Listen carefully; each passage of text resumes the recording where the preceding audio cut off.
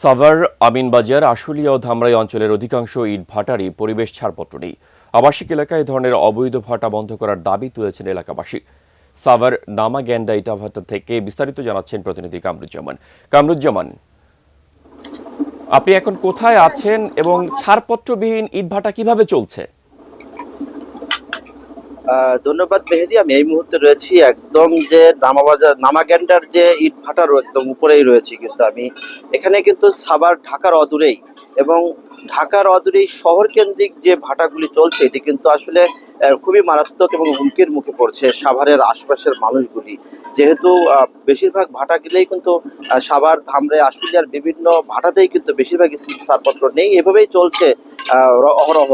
আমি আপনাদেরকে একটু দেখাতে চাই, আপনি দেখতেই পাচ্ছেন যে ভাটায় কিন্তু কাজকর্ম চলছে, আপনি একদম দেদারসে চলছে।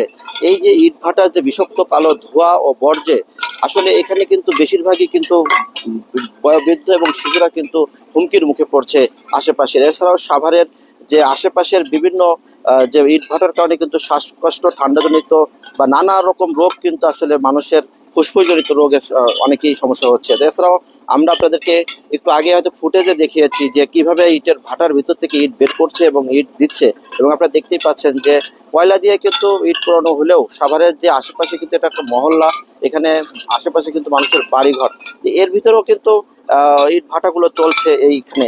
আরেকটা বিষয় আপনাদেরকে জানিয়ে রাখি যে এই যে শহর কেন্দ্রিক হওয়ার পরেও সাভারের যে এছাড়াও এটা তো নামাগ্যান্ডা, এছাড়াও কিন্তু এর আশেপাশে অনেকই ইট ভাটা রয়েছে। আমরা যে ভাটায় আসি এই ভাটায় কিন্তু আমরা দেখেছি পরিবেশের ছাড়পত্র বা অন্যান্য লাইসেন্স এটার মধ্যে রয়েছে, কিন্তু এছাড়াও অন্যান্য জায়গায় খোঁজ নিয়েছি, সেখানে বেশিরভাগই কিন্তু লাইসেন্সবিহীন ভাবেই চলছে এবং পরিবেশের ছাড়পত্র নাই। এভাবেই সাভারের তথা আশুলিয়া, ধামরার বিভিন্ন ভাটায় কিন্তু চলছে ইট ভাটা। আমরা চলে যাচ্ছি স্টুডিওতে মেহেদীর কাছে। মেহেদী।